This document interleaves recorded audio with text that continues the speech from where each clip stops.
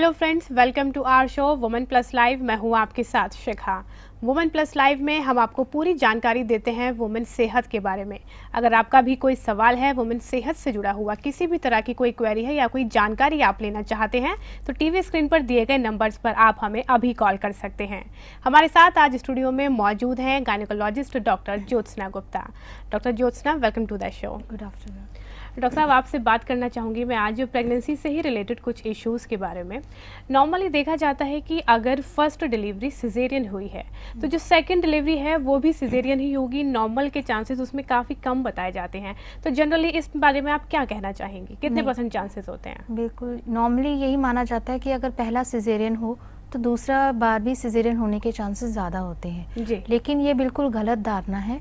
अगर पहला सिजेरियन हो उसके बावजूद भी, अगर एक ही सिजेरियन हो उसके बावजूद भी नॉर्मल डिलीवरी के चांसेस 75 to 80% माने जाते हैं किसी भी एक मरीज में। तो बहुत सारे फैक्टर्स हैं, इसलिए कि पहला सिजेरियन हमेशा एक हो गया तो दूसरी बार भी सिजेरियन होगा, ऐसा बिल्कुल नहीं है। बहुत सारी चीज़ें हैं जो इस चीज़ को डिपेंड करती हैं कि नेक्स्ट टाइम नॉर्मल डिलीवरी के क्या चांसेस हैं। जी डॉक्टर साहब, जैसे आपने बोला कि काफ़ी सारे रीजंस या फैक्टर्स ऐसे होते हैं जिन पर डिपेंड करता है कि डिलीवरी नॉर्मल होगी या सिजेरियन होगी, तो वो जो 75% चांसेस हैं वो किस तरह के फैक्टर्स आते हैं उसमें? बिल्कुल सबसे पहले ये होता है कि जो पहला सिजेरियन हुआ है वो किस वजह से हुआ है। जी। तो अगर पहला सिजेरियन, मान लो किसी भी प्रेग्नेंट लेडी को दर्द शुरू नहीं हुए हैं, या ये होता है कि बच्चेदानी का मुंह खुलना शुरू नहीं हुआ है दर्द होने के बावजूद, तो ऐसे मरीज में दूसरी बार भी सिजेरियन होने के चांसेस ज़्यादा होते हैं। लेकिन अगर पहला सिजेरियन हो इसलिए हुआ हो कि पहला बच्चा उल्टा था, या उसमें पहले बच्चे में मान लो धड़कन कम हो रही थी दर्दों में, या फिर कि पहले बच्चे का साइज़ बहुत बड़ा था जी। तो इन सब, अगर ये सब कारण होते हैं तो भी सेकेंड टाइम नॉर्मल डिलीवरी के चांसेस होते हैं। जी। दूसरा जो फैक्टर्स होते हैं डॉक्टर वो साहब है, और फैक्टर्स आपसे जानूंगी, लेकिन फिलहाल एक कॉलर है हमारे साथ फरीदाबाद से, जानते हैं उनकी परेशानी। ठीक है, बिल्कुल। हेलो। हेलो। बताएं सुधा जी, क्या जानना चाहती हैं? मेरे को ना बचपन में टीबी थी, तो मेरे डॉक्टर बता रहे हैं कि मेरे अंडाशय में टीबी होने की वजह से वो अंडा होने के बावजूद भी ना अंडाशय से रिलीज नहीं हो पाता अंडा। जी। तो क्या ऐसे कोई सुधारने का तरीका जैसे सुई के द्वारा या दवाई के द्वारा या ऑपरेशन के द्वारा है क्या? जी। एज कितनी है आपकी अभी? 36। जी। जैसे इन्होंने कहा कि बचपन में इनको टीबी था, तो लेकिन टीबी बचपन में होने का अभी जो भी कारण हो अंडा निकलने का, ऐसा नहीं माना गया है। अगर अभी भी इनको टीबी है, जिसको हम कहते हैं गर्भाशय या अंडेदानी या उसका टीबी, तो उसकी ट्रीटमेंट लें। उसकी ट्रीटमेंट के बाद ऐसी कोई दिक्कत होती नहीं। ये जरूर है कि कई बार टीबी के बाद अंदर एडिशंस बन जाती हैं, चिपक जाता है सब कुछ, जिसकी वजह से ये दिक्कत हो। तो इनको क्लियरली या तो ये है कि एक लेप्रोस्कोपी जो होता है, दूरबीन से जांच होती है, वो करवाना चाहिए देखने के लिए कि अंदर क्या, किस वजह से अंडा रिलीज़ नहीं हो रहा है। क्योंकि कई सारे कारण हैं, अगर एडिशंस हैं तो उनको भी निकाला जा सकता है। अंडा रिलीज़ नहीं अगर बन रहा है लेकिन वो फूट नहीं पा रहा, तो उसके लिए इंजेक्शंस हैं। तो प्रॉपर क्या दिक्कत हो रही है अंडा मतलब नहीं बनने का या फूटने का, वो इनको चेक करना चाहिए। हार्मोन्स भी इनको जांच करवाने चाहिए आगे। जी डॉक्टर साहब, नेक्स्ट कॉलर हमारे साथ वेस्ट बंगाल से। ठीक। हेलो। हेलो। हेलो, अल्पना जी सुन पा रही हैं आप? हाँ सुन पा रही हूँ, जोर से। जी बताएं, क्या परेशानी है आपकी? अच्छा मैम, मेरे को फर्स्ट प्रेगनेंसी में 5th मंथ से मुझे प्रेशर बढ़ गया था। जी। तो यूरिन से प्रोटीन भी निकल रहा था। हाँ। जी। तो उसके बाद तो डिलीवरी कर दिया मुझे 34 वीक में। जी। हाँ, तो बेबी अभी तो मेरा 5 साल का है, अभी सब कुछ नॉर्मल है। जी। तो मैं सेकेंड हिस्ट्री लेना चाह रही हूँ, तो क्या मुझे हाइपरटेंशन अभी भी है, तो मैं मेडिसिन खा रही हूँ आयुर्वेद का। जी। तो अभी नॉर्मल है प्रेशर, तो मुझे क्या वो दिया जा सकता है सेकेंड इश्यू? जी। जी बिल्कुल, जैसे उन्होंने कहा कि इनको हाइपरटेंशन है जिसके लिए मेडिसिन ले रही हैं, तो बिल्कुल ये हाइपरटेंशन होने के बावजूद भी ये नॉर्मल डिलीवरी कर सकती हैं, बशर्ते कि इनका बीपी बिल्कुल नॉर्मल रहना चाहिए। दूसरा, कुछ मेडिसिन होती हैं जो हाइपरटेंशन में हम प्रेगनेंसी में देते हैं, कुछ नहीं देते हैं। तो जो अगर इनको प्लान करना है तो पहले इनको उन मेडिसिन पे आना पड़ेगा जो प्रेगनेंसी में बिल्कुल सेफ़ हैं बच्चे के लिए। जी। तो उन पे कंट्रोल करने के बाद ये बिल्कुल प्लान कर सकती हैं सेकेंड वेव इशू। अब डॉक्टर साहब, एक और कॉलर कोलकाता से। हेलो। हेलो जी बताएं, मैम, क्या सवाल मेरी है आपका? हेलो जी बताएं। हेलो मैम, मेरी शादी को 3 साल ओवर हो गया है और मेरी तो 3 महीना का ये मिसकैरेज हो चुका है। उसके जी। बाद लास्ट प्रेगनेंसी 1 साल के बाद हुई है। अभी मेरे 4 महीना पहले डिलीवरी हुई थी। मैम मेरे प्रेगनेंसी तो कंटिन्यू चलता रहा, मत 8.5 महीना में मेरे बच्चे का हार्ट बीट बंद हो गया। तो जी। सोनोग्राफी अल्ट्रासाउंड से पता चला कि पानी का मात्रा उसमें कम है और खून टेस्ट वगैरह सब कुछ नॉर्मल था। डॉक्टर ने मेरा वजाइनल डिलीवरी किया इंजेक्शन और दवा से, जी। और मेरे बच्चे को बाहर निकाला गया। अभी मैं मेरी प्रॉब्लम ये है कि मैं 2 महीना अभी प्रेग्नेंट हूँ और मुझे बहुत टेंशन है मैम कि मेरे बच्चे का क्या होगा और लिक्विड में अपने डाइट में कैसे मतलब कंज्यूम करूँ। और मेरी इस बार तो नॉर्मल प्रेगनेंसी हो जाएगी ना मैम, बस यही बहुत परेशान हूँ मैं। जी। जी, जैसा इन्होंने कहा कि इनका पहले एक बेबी ख़राब हो गया था अंदर ही 8th मंथ में, तो ऐसे में ये होता है कि इनको थोड़ी हाई प्रोटीन डाइट जो हम कहते हैं वो लेनी चाहिए। अब एग्जैक्टली उस बच्चे के ख़त्म होने का चांस, मतलब जैसे पानी उसके आसपास कम हो गया था जिसकी वजह से वो बच्चे के अंदर ही डेथ हो गई। तो इनको ये अब लगातार अल्ट्रासाउंड या अपने गायनेकोलॉजिस्ट के इन टच में रहना है। बच्चे के घूमने का ध्यान रखना पड़ेगा, इनको प्रॉपर हाई प्रोटीन डाइट लेनी पड़ेगी कि अगर किसी वजह से अगर पानी कम होता है और बच्चे की ग्रोथ अगर वज़न ज़्यादा है, अगर किसी वजह से उसको समय से पहले डिलीवरी करानी पड़े तो उसका वज़न थोड़ा ठीक हो ताकि वो बाहर प्रॉपरली रह सके, नर्सिंग की ज़्यादा ज़रूरत ना पड़े। तो मेन इसमें इनको है कि अपने गायनेकोलॉजिस्ट के पास रेगुलर इन टच में रहें। टाइम टू टाइम वो अल्ट्रासाउंड करा के देख लेंगे कि बच्चे के आसपास या ब्लड सप्लाई बच्चे को कम तो नहीं हो रही है, जिसमें कि हो सकता है इनको सिजेरियन सेक्शन कराना पड़े अगर ब्लड सप्लाई की प्रॉब्लम है। लेकिन अगर इस बार सब कुछ नॉर्मल रहता है तो नॉर्मल डिलीवरी के चांसेस बिल्कुल हैं। जी डॉक्टर साहब, जैसे फ्लूइड कम हो गया था फर्स्ट प्रेगनेंसी में इनका, तो प्रोटीन डाइट के अलावा क्या कुछ ऐसी डाइट या मेडिकेशन ऐसा है जिससे कि उसको मेंटेन रखा जा सके, पानी की लास्ट मोमेंट पर कमी ना हो? नहीं, वो डिफरेंट टेस्ट पे डिपेंड करता है कि पानी की कमी क्यों हुई, क्योंकि पानी जो है बच्चे के आसपास बहुत वजह से बनता है। तो पानी ज़्यादा पीने से, हाई प्रोटीन डाइट लेने से, नॉर्मली जो फ्लूइड्स वगैरह भी लगाते हैं जो पानी कम होता है वो भी इसी मकसद से होता है, क्योंकि वो भी अमाइनो एसिड्स प्रोटीन्स बनाने के लिए होता है, फ्लूइड दिया जाता है। तो यही होता है कि बच्चे के आसपास पानी ठीक रहे। तो मेन कंसर्न की रेगुलर चेकअप इनको रखाना चाहिए। बिल्कुल, रेगुलर चेकअप बहुत ज़रूरी है। डॉक्टर साहब, एक और कॉलर, जानते हैं उनका सवाल। हेलो हेलो, बताएं क्या सवाल है आपका? हाँ मुझे मेरी वाइफ के लिए जानना था। जी पूछे। हाँ कि मतलब उसको जो पीरियड्स है बहुत ही इरेगुलर पीरियड्स आए और जब भी होता है तभी मतलब 2 या 3 महीने में एक बार होता है। जी। एज तो कितनी है? मतलब सॉरी, आपकी वाइफ की एज कितनी है? 24। और उनको ये प्रॉब्लम कितने सालों से है? जब लास्ट 1 साल से हो रहा है। जी। और भी कोई परेशानी इसके अलावा? नहीं मतलब और कोई परेशानी नहीं है, लेकिन ये पीरियड का ही बहुत प्रॉब्लम हो रहा है। जी। जी, मैं इनसे जानना चाहती हूँ कि क्या उनका वज़न ज़्यादा है, वेट? आपकी वाइफ का वेट ज़्यादा है? नहीं। जी।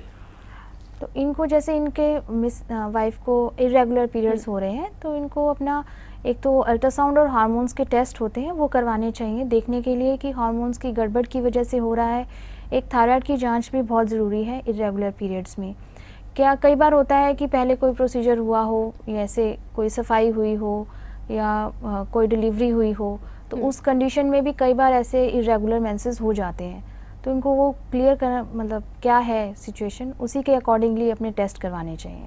जी डॉक्टर साहब, हम बात कर रहे थे यहाँ पर कि क्या क्या फैक्टर्स ऐसे हैं जो कि डिपेंड करते हैं कि नॉर्मल प्रेगनेंसी होगी, यानी कुछ एक फैक्टर आपने बताए, आगे के फैक्टर्स मैं आपसे जानना चाहूँगी। बिल्कुल, बाकी कुछ फैक्टर्स होते हैं कि अभी इस प्रेगनेंसी में पेशेंट को कोई प्रॉब्लम तो नहीं है, जैसे हाई बीपी होता है या जिसमें होता है प्लेसेंटा प्रीविया, जिसमें लो लाइंग प्लेसेंटा जिसको बोलते हैं, वो दिक्कत तो नहीं है, ट्विन प्रेगनेंसी तो नहीं है।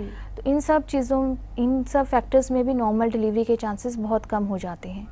लेकिन अगर सिंगल प्रेगनेंसी है, कोई और कॉम्प्लिकेशन नहीं है पेशेंट में और इस प्रेगनेंसी में भी उसको नॉर्मल लेबर पेन्स शुरू हो जाते हैं, ठीक है, तो उसमें नॉर्मल डिलीवरी के चांसेस काफ़ी हद तक बढ़ जाते हैं। तो ये सारे फैक्टर्स हैं जो कि डील करते हैं कि नॉर्मल डिलीवरी पॉसिबल है या नहीं है। जी, तो इसीलिए रेगुलर डॉक्टर के साथ हमें टच में रहना चाहिए कि क्या क्या कंडीशन चल रही है, ताकि उसी के अकॉर्डिंगली फर्दर टेक केयर किया जा सके। बिल्कुल बिल्कुल। जी डॉक्टर साहब, एक और कॉलर हमारे साथ नजफगढ़ से। Hello, hello. सीमा जी बताएं क्या सवाल है आपका?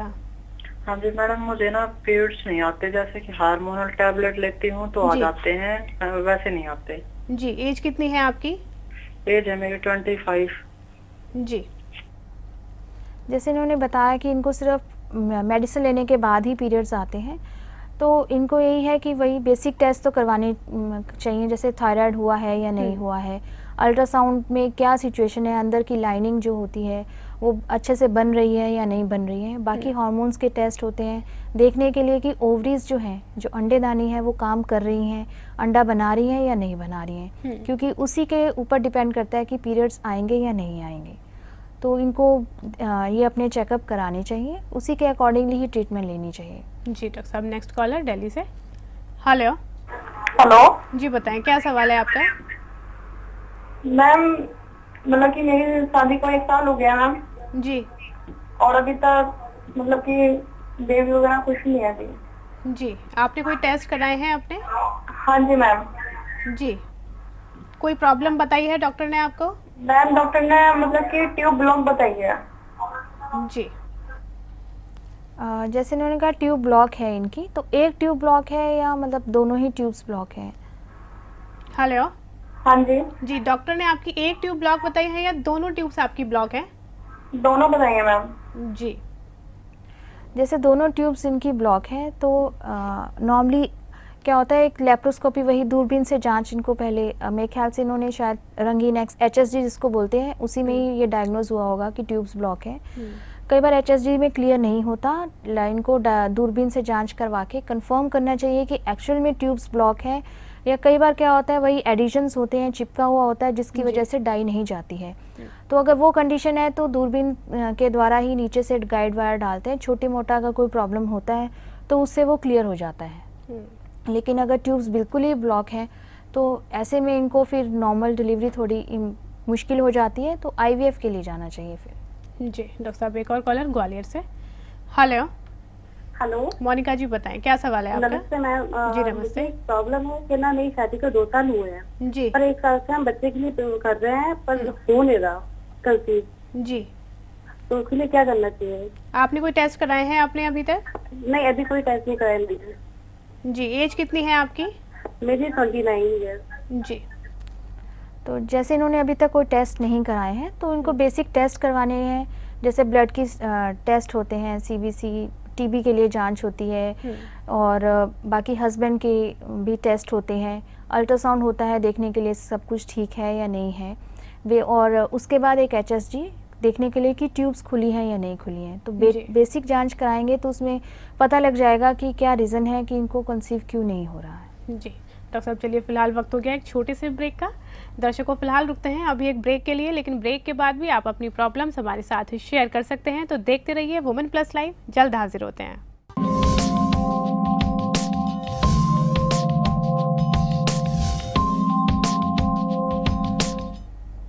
ब्रेक के बाद आप सभी का वुमेन प्लस लाइव में एक बार फिर से बहुत बहुत स्वागत है। वुमेन सेहत से जुड़ी किसी भी क्वेरी के लिए आप हमें अभी कॉल कर सकते हैं। डॉक्टर साहब हमारे साथ नेक्स्ट कॉलर दिल्ली से जुड़ चुकी हैं। हेलो। हेलो। सिमरन जी बताएं क्या सवाल है आपका? हेलो। हेलो सिमरन जी बताएं क्या जानना चाहते मेरी हैं? शादी को 7 साल हो गए हैं जी। और 32 साल है मेरी उम्र, और 3 बार मतलब मुझे 2 बार तो मुझे इनफर्टिलिटी ट्रीटमेंट के बाद कंसीव हुआ था, जी। और अब मुझे 9 मंथ पहले कंसीव हुआ था, नेचुरली कंसीव हो गया था। जी। वो 3 मंथ में वो प्रेगनेंसी मेरी अबॉर्ट हो गई थी। जी। 7 वीक पे बच्चा ठीक था और 13वें हफ्ते से उसकी हार्ट बीट खुद ही चली गई थी। जी। तो मुझे पता नहीं कि अभी कोई प्रॉब्लम आ नहीं रही है, तो समझ नहीं आ रहा कि क्या है। जी।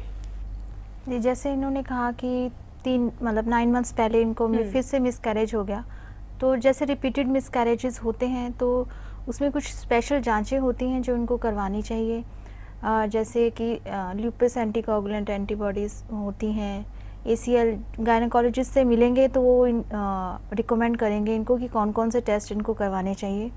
जब रिपीटेड मिसकैरेजेस होते हैं तो स्पेशल इंजेक्शंस दिए जाते हैं ताकि नेक्स्ट प्रेगनेंसी में कोई प्रॉब्लम ना हो। एक तो प्रेगनेंसी सपोर्ट के लिए इंजेक्शंस होते हैं, कुछ इंजेक्शंस होते हैं जो खून पतला करने के लिए, जैसे हेपरिन वगैरह होते हैं वो दिए जाते हैं, कुछ मेडिसिन स्पेशल चलती हैं ताकि नेक्स्ट में अगर, क्योंकि धड़कन आगे नहीं बढ़ पाया है बच्चा, तो उसको प्रॉब्लम हो रही है, तो उसके लिए वो इंजेक्शंस लगते हैं। तो इनको पहले टेस्ट करा के गायनेकोलॉजिस्ट से मिल के फिर नेक्स्ट प्रेगनेंसी में पूरे सपोर्ट के साथ इनको आगे कंसीव करने के लिए ट्राई करना चाहिए।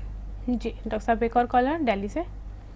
Hello hello hello Savita ji, बताएं क्या सवाल है आपका? मैम, मेरा सवाल ये है, मेरी शादी को 2 साल हो चुके हैं जी और मैम मेरा मतलब चेकअप चल रहा है, जी तो डॉक्टर ने ट्यूब ब्लॉक बताई है। जी, दोनों ट्यूब ब्लॉक हैं आपकी या एक ट्यूब? हाँ जी मैम, दोनों। जी। लेप्रोस्कोपी। हेलो सविता जी, आप सुन रही हैं हमें? हाँ जी मैम। लेप्रोस्कोपी का आपने कोई जांच करवाई है ट्यूब्स की? हाँ जी मैम, कराई है। जी, उसमें दोनों ट्यूब्स ब्लॉक बताई हैं डॉक्टर ने? हाँ जी, दोनों बताई हैं। और भी कोई परेशानी इसके अलावा? मैम, दूरबीन का भी टेस्ट करा लिया है और दवाई वगैरह का भी टेस्ट करा लिया है। जी तो उन्होंने बोला है अगर दूरबीन के टेस्ट से हम खोलते हैं जी तो मतलब कह रही है कि खुल भी सकती है, नहीं भी खुल सकती है। जी तो जैसे इन्होंने बताया कि इनके दूरबीन की जांच हुई है, डायग्नोस्टिक हुआ होगा, हम्म। तो अगर वो दोनों इनको डिपेंड है कि ये चांस लेना चाहते हैं या नहीं, जी। बिकॉज नॉर्मल प्रेगनेंसी कंसीव करने के लिए ट्यूब्स ओपन होना बहुत ज़रूरी है। और कई बार ये होता है कि दूरबीन से वो खोल भी देते हैं लेकिन ट्यूब अपना फंक्शन नहीं कर पाती है, तो ऐसे में कई बार चांसेस नॉर्मल कंसीव करने के कम हो जाते हैं। जी तो अगर इनको बहुत 7 इयर्स हो गए हैं, एज भी इनकी 28, आई डोंट नो कि कितनी है, अगर 30 इयर्स प्लस हो गई है तो बेटर है कि आईवीएफ के लिए जाएं सीधा, क्योंकि ट्यूब्स के बाद अगर ये ट्राई करना चाहें तो ट्यूब्स खुलवा के ट्राई कर सकती हैं, ऐसा नहीं है कि नहीं होता है। लेकिन अगर वो बिल्कुल ये ऑप्शन नहीं लेना चाहती तो एक आईवीएफ ही एक ऑप्शन बचती है इनके जी। लिए। डॉक्टर साहब, ट्यूब्स ओपन कराने में क्या किसी तरह की कोई कॉम्प्लिकेशन, कोई प्रॉब्लम हो सकती है लेडी को? नहीं, कॉम्प्लिकेशन कोई नहीं होती है। ट्यूब्स एक्चुअली दूरबीन से अंदर गाइड वायर डाल के ओपन करते हैं, लेकिन ट्यूब्स तो ओपन हो जाती हैं लेकिन उसका फंक्शन जो होता है अंदर की जो सीलिया जिसकी वजह से वो कंसीव में हेल्प करती है, कई बार वो ख़त्म हो चुका होता है, ओके। तो वो नहीं रिपेयर कर सकते, पर ट्यूब्स ओपन जरूर हो जाती हैं। जी डॉक्टर साहब, चलिए एक और कॉलर हमारे साथ। हेलो जी हेलो। हेलो जी, बताएं क्या जानना चाहती हैं? ऐसा है ना मैम कि मेरा जो है एक बच्चा है और एक हेलो जी जी, हम सुन रहे हैं, बताएं। एक बच्चा 5 साल का है जी। और एक बच्चा जो है अभी जस्ट अबॉर्ट हो गया था, मतलब 2 महीने का था। उसका उस अबॉर्शन के बाद ऐसा हुआ कि उसमें से इतना कमर दर्द रहता है कि सुबह में हमको बेड से उठना मुश्किल हो जाता है। तो क्या इसके लिए हम क्या करें?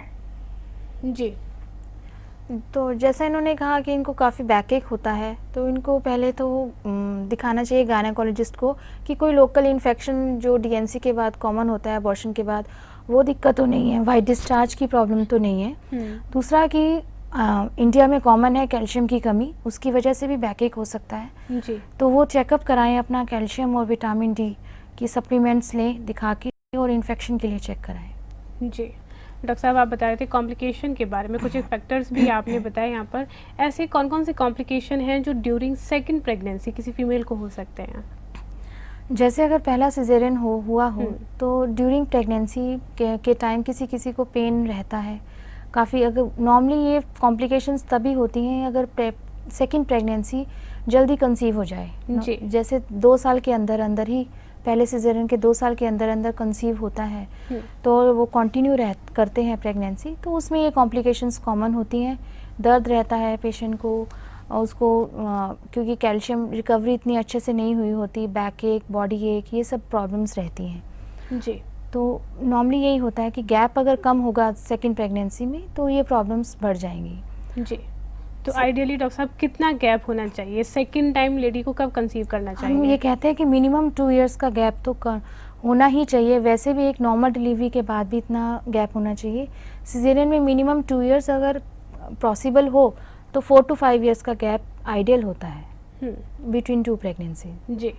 डॉक्टर साहब, ऐसा भी बोला जाता है या कई बार देखा भी गया कि अगर फर्स्ट सिजेरियन हुआ है तो यूटेराइन रप्चर हो जाता है, या कुछ एक कंडीशन में जो एब्डोमिनल मसल्स हैं वो भी कट हो जाती हैं। अगर ऐसी कंडीशन होती है तो क्या क्या प्रॉब्लम उससे हो सकती है?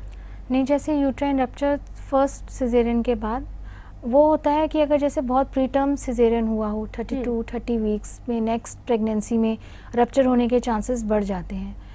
और दूसरा ये है कि जैसे फर्स्ट सिजेरियन के बाद एक्सरसाइज कितनी की है, मसल की टोनिंग क्या है, एब्डोमिनल मसल्स कितने स्ट्रॉन्ग है पेशेंट के, उस पर काफ़ी मैटर करता है। क्योंकि कई बार फर्स्ट सिजेरियन के बाद दोनों मसल्स में जो मेन एब्डोमिनल मसल्स होते हैं उनमें गेपिंग हो जाती है, हर्निया के चांसेस बढ़ जाते हैं। नॉर्मली सिजेरियन जो स्कार होता है वहाँ पे नहीं होता, लेकिन अम्बिलिकल हर्निया के चांसेस काफ़ियों के बढ़ जाते हैं। जी डॉक्टर साहब, फिलहाल एक और कॉलर हमारे साथ बॉम्बे से। हेलो। हाँ हेलो मैम, हेलो। मैं भाग्यश्री बोल रही हूँ। जी बताइए, क्या सवाल है आपका? मैम मुझे शादी को 2 साल हो गए, जी लेकिन मुझे कोई बच्चा नहीं है। जी, एज बताएं आप अपनी। तो मेरा टेस्ट भी हुआ है, जी HSRF टेस्ट हुआ है और मेरे हस्बैंड का भी हुआ है। जी, क्या बताया है आपकी रिपोर्ट पे डॉक्टर ने? हेलो। जी, डॉक्टर ने क्या बताया है आपकी रिपोर्ट में? दोनों को भी नॉर्मल बताया है। जी, एज कितनी है आपकी अभी? 23। जी और मुझे थायराइड की प्रॉब्लम भी है। जी, और कोई प्रॉब्लम इसके अलावा? हाँ नहीं बस। जी, क्या सजेस्ट करना चाहेंगे डॉक्टर साहब? नहीं सॉरी, जैसे इनको थायराइड की प्रॉब्लम है तो थायराइड कंट्रोल में है या नहीं है, क्योंकि अगर थायराइड कंट्रोल में नहीं होगा तो उसकी वजह से भी कंसीव करने में प्रॉब्लम्स आएंगी, क्योंकि कई बार कंसीव नहीं होता है। तो थायराइड का क्या स्टेटस है। दूसरा, अगर बाकी के सारे टेस्ट नॉर्मल हैं तो अगर इनको फिर भी कंसीव नहीं हो रहा तो आगे बहुत सारे ऑप्शंस हैं इनके पास, जैसे कि इंजेक्शंस देके या टैबलेट्स देके ओवुलेशन इंडक्शन कराया जाता है। उसके बाद IUI इज़ अनदर ऑप्शन जो कि ये करवा सकती हैं इजीली। जी डॉक्टर साहब, ऐसे क्या क्या प्रिकॉशंस हम ले सकते हैं कि फर्स्ट सिजेरियन अगर है तो जो सेकंड बेबी है वो नॉर्मल डिलीवरी हो? नहीं, उसके लिए क्या है कि फर्स्ट सिजेरियन जो हुआ है उस पे उसके बाद के पीरियड पे काफ़ी डिपेंड करता है जी कि फर्स्ट सिजेरियन में जो आपका स्कार है उसमें कोई कॉम्प्लिकेशन नहीं हुई है, आपको कोई इन्फेक्शन नहीं हुआ है। तो फर्स्ट टाइम से ही ध्यान रखना होता है कि अगर जो भी आपका स्कार, जो भी कट आया है उस पर कोई इन्फेक्शन किसी तरह का ना हो, आपको फीवर नहीं हो, आपका HB जो खून है वो अच्छे से मतलब अच्छे लेवल पे हो, 8 to 10 के बीच में हो, मिनिमम 8 मानते हैं हम सिजेरियन के लिए। और उसके बाद आपने सिजेरियन के बाद क्या एक्सरसाइज करी है, एब्डोमिनल मसल्स टोनिंग कितनी है, उस पर डिपेंड करता है। क्योंकि जितने मसल्स स्ट्रॉन्ग होंगे आप नेक्स्ट टाइम डिलीवरी के टाइम उतना पुश कर पाओगे, बिकॉज नेक्स्ट डिलीवरी में थोड़ी प्रॉब्लम्स तो होती हैं। काफ़ी ज़्यादा इंटरफेरेंस गायनेकोलॉजिस्ट के द्वारा नहीं होता है सेकेंड डिलीवरी में। तो अगर नॉर्मल चाहिए तो फर्स्ट में ये डाइट का अच्छे से ध्यान रखना चाहिए। डाइट में इनको हाई प्रोटीन डाइट लेनी चाहिए जी, ताकि मसल्स जो भी हैं वो अच्छे से रिकवर कर सकें। इन सब एक्सरसाइज रेगुलर, नॉर्मली ये माना जाता है कि सिजेरियन हो गया तो एक्सरसाइज बिल्कुल नहीं करनी है, बस बेड रेस्ट चाहिए 6 वीक्स या जितना भी होता है, ऐसा बिल्कुल नहीं है। जब भी पेशेंट मोबिलाइज हो जाता है 3rd 4th डे से तो उसको नॉर्मल अपना वॉकिंग शुरू कर देना चाहिए, क्योंकि धीरे धीरे वॉकिंग को उसको बढ़ा देना चाहिए जब तक कि पेन नहीं है, कोई प्रॉब्लम नहीं होता। बिकॉज आजकल लो ट्रांसफर सेंसेशन लगता है तो ऐसी कोई प्रिकॉशंस मेजर की ज़रूरत नहीं होती है। सिर्फ वही चीज़ें इनको अवॉइड करनी होती हैं 6 वीक्स तक कहते हैं कि जिससे कि जैसे लिफ्टिंग अवॉइड करनी है, जिससे एब्डोमेन पे ज़्यादा स्ट्रेन पड़ता है, वो चीज़ें अवॉइड करनी है। लेकिन अपनी वॉकिंग, अपनी लेग एक्सरसाइजेस, अपनी अपर मसल्स की एक्सरसाइजेस वो इनको कंटिन्यू रखनी चाहिए। जी डॉक्टर साहब, चलिए thank you so much for all the information and being on the show. दर्शकों, आज के लिए हमारे शो में बस इतना ही। मुझे दीजिए आज्ञा। नमस्कार।